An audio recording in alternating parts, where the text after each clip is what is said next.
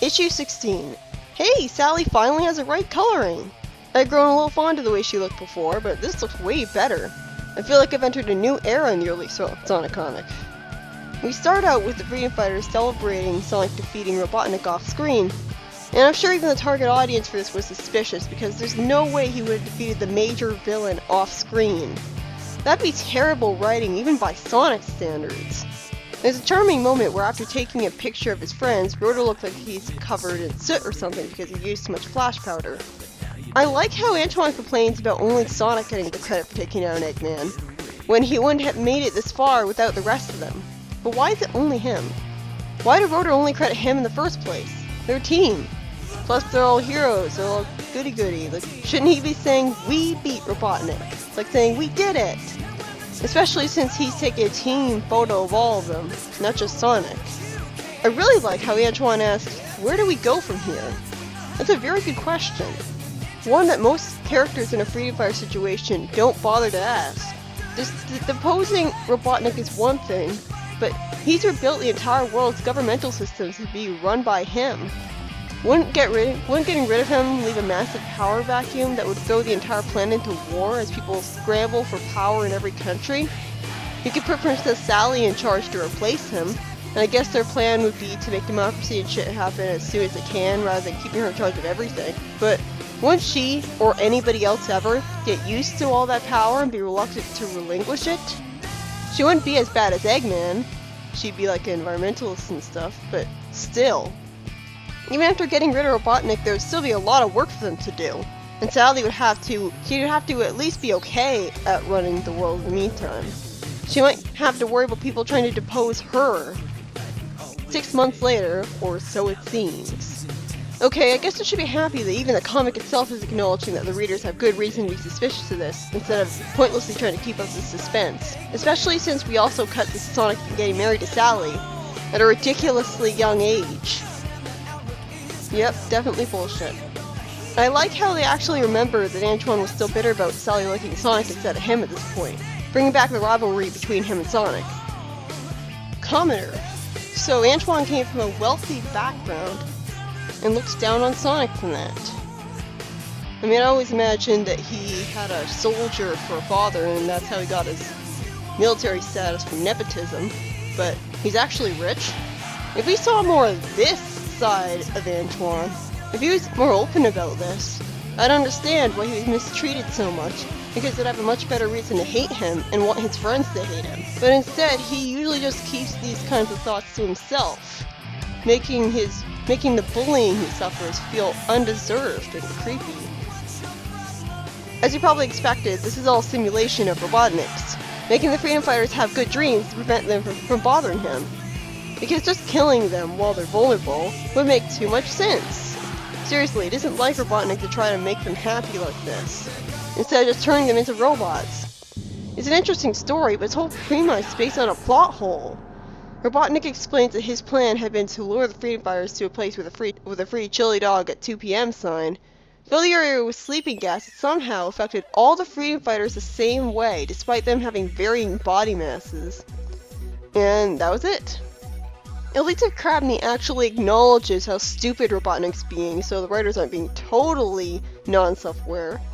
And the comic tries to pass this off as Robotnik being sadistic, because letting someone live their own paradise is sadistic. I guess the point is that he wants to wake them up after he's long since taken over the world, just to torment them. But it'd make more sense and be smarter for a genius for him to just kill them. Why aren't the Freedom Fighters drowning from their mouths being open underwater and the water thus getting into their lungs and thus their bloodstream? They didn't bother to draw oxygen masks over them to have it make more sense. Of course, right away after Eggman leaves the room, the virtual reality starts glitching out, making Sonic and Sally suspicious. Because, you know, programming the virtual reality machine to make it impossible for everyone in it to be suspicious of it would be too hard for someone who built a time machine. I think what's happening here is that the virtual reality machine is programmed to grant the wishes of everyone in it. But now, Antoine's wish to marry Sally is conflicting with Sonic's wish to marry Sally. So Sonic is suddenly holding a broom like a servant while Antoine is the one marrying her. Maybe Antoine's not suspicious at first because he thinks he's just daydreaming. Unfortunately, the machine breaking down from this logical conflict of wishes is very quickly abandoned in favor of just random stuff happening for no reason. I guess all this stuff happens because of the first wish conflict. Sonic gets sent through a hole in the sky, and Antoine comments on melting clocks, while Sally's suddenly in a hole in the floor.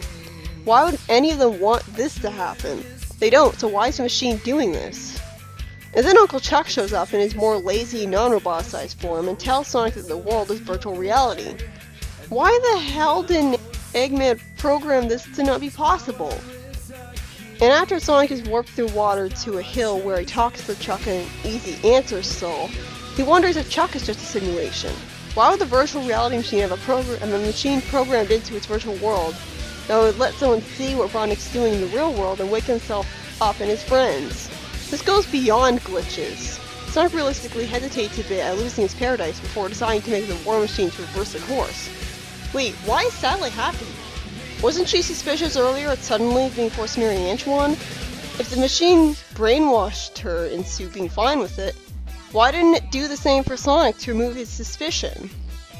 It makes sense that Alan Cal or whatever from Mitchie 2 are here, because Sonic's in a situation where his world is being all weird, falling apart, which would remind him of the wacky dimension there. These aren't the real Alan Cal, just Sonic's memories of them. After summoning some cool glasses to give off the controlling virtual reality vibe more. Not really sure why Eggman has this line, but whatever.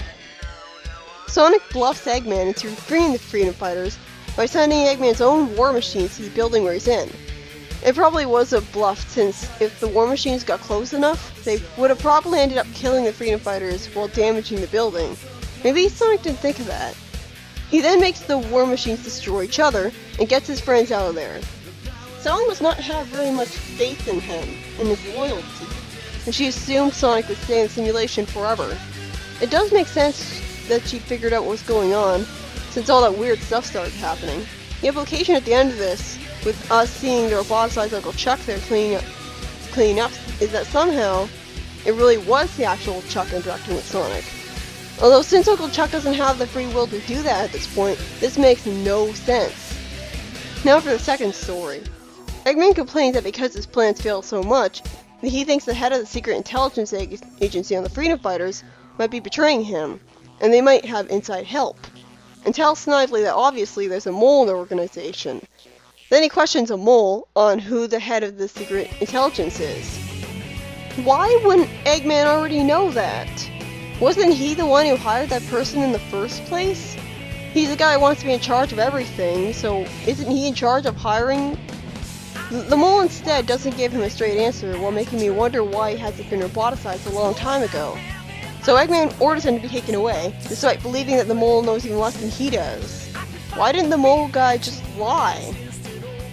Eggman decides to try and account for the mole by deciding on its very next course of action with a basically random flip of the coin. We then cut to Coconuts underwater, drilling into a safe, trying to get an underwater bank heist done. Because, you know, there are tons of banks underwater, especially in a world without money. And then Coconuts finds a sign saying, "Look behind you," and sees some Freedom Fighters and two random Mobians ready to attack. Seriously, why is Eggman bothering to try a bank heist at all in a world where money has no value, and he can just threaten to get whatever he wants? Same goes for the art robbery. Somehow, there's still a Mobius museum of art around that Eggman hasn't destroyed for violating one of his many arbitrary rules, and he tries to get it robbed for money that has no value to him. But Sonic immediately sends Scratch into a toxic waste dump and takes back the painting. Then a note falls into Scratch's hands explaining with a misleading question mark that a guy named Who is the mole of Robotnik. The next plan of Eggman's is quite literally called Mindless Act of Terrorism. I miss the days when Sonic-related stuff wasn't too wimpy, be honest and gutsy like this, and feared being called dark and edgy. Eggman is allowed to be threatening, you know. I guess the reason he's doing this is to intimidate the people he's already ruling over? The people he's already ruling over are all robots forced to obey him anyways, so what is the point of this? All of Eggman's plans here are pointless to him.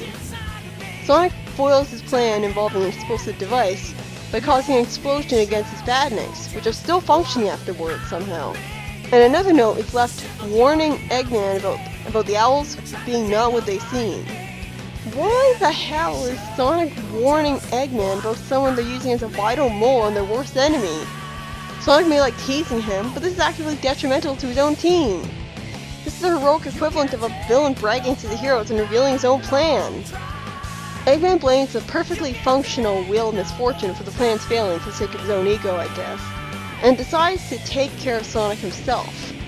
Why the hell is Sonic going to Robotnik's casino? And for fun at that, not even for a mission. And he's going with Sally at that, who's not suspicious at all. Who is this person? This writing is just awful. Just because there's a sign that's welcoming vacationing freedom fighters, isn't it supposed to be a part of Sally's character that she always warns him that he's running into a trap and to avoid it? Not to mention it's weird of Sally to approve of gambling, and yet that's exactly what they're doing. If gambling for money that has no value at that, what's the point of winning any earnings in the first place? An owl gives Sonic a mug with the word duck on it, and despite Sonic being confused about what it means, saying he's a hedgehog, he still magically ducks in time from a projectile being thrown at him before he's even seen it at all. Sonic's lying here makes no sense. He's acting like SWATbots are always trying to kill him for Eggman. And how would he know that the SWATbot's a foreign import? He runs in a circle around it to create a static electricity field around it, just like he had taught Tails to do in his earlier moment of awesome. It's about time we finally got to see Sonic do this after we heard that he taught Tails how to do it in the first place. It's kind of weird though, since there's no carpet. So where the hell did the static electricity come from? Well, he is a magical hedgehog, but still. He then promptly becomes dizzy, which was a diabolic ex machina to arbitrarily get him hit and knocked out by a projectile. Seriously, this is absolute bullshit. How many times has Sonic run a circle at this point and not gotten dizzy? Why did he start now? Are we expected to believe the SWATbot was unaffected by being electrocuted and still able to throw something at his head? That's pretty stupid after we saw the disastrous effects that electricity had on Pseudo-Sonic. I could have sort of bought Sonic being hit by a projectile while distracted and not looking at the robot, but him getting dizzy and then attacked by a debilitated robot is just bullshit. If Sonic can get dizzy at all, why is he able to handle spinning in circles for spin dash and spin jump, then? And going through loops? Anyways, after that bullshit, Sonic wakes up attached to Eggman's Wheel of Misfortune. And Eggman says that introductions have been made, even though Sonic already knows who he is by now. I just got that this was supposed to be a James Bond parody, because of the whole Sonic's in a tuxedo and attached to a wheel thing, and Eggman introduces himself to him. Is this why the writing is so off? A parody? The target audience of this comic was probably just as confused as I was, because there's no way kids would be familiar with James Bond to the point of recognizing that it's a parody of that. I've never seen anything James Bond related in my life. Is this story non-canon because it's a parody? It felt like a pretty standard story in the comic to me, aside from Sally not warning Sonic to stay away from Eggman's casino, which was just bad writing. Then the lights get turned off and Sonic is gone, the wheel having been rigged to save him. And Eggman complains that he still doesn't know who the mole is, which I guess is supposed to make us forgive Sonic for stupidly giving him hints as to who the mole was. Wait, why didn't Eggman roboticize Harvey Who a long time ago? The whole reason this plot exists is because Eggman didn't do that. If he had roboticized him, he wouldn't have been able to help Sonic. No one on Eggman's side should have even expected him to be loyal to begin with. This story is just dumb. The first story is an interesting concept, although it never properly explains why Eggman didn't just kill the freedom fighters or roboticize them to make use of them that way. But the second story is just a pile of plot holes, with the worst part being the ridiculous diabolic ex machina of Sonic losing a fight he's proven to be able to win a million times before. None of Eggman's random plans made sense for him to want to do when he has nothing to gain from them. And Harvey Who shouldn't have still had his free will. And Sally should have warned Sonic that the casino was a trap. And Sonic had no reason to bother going there for him to begin with. I hope the terrible writing was all part of a parody of James Bond, because I'm really confused here. The entire issue was written by Kantarovic and Penders.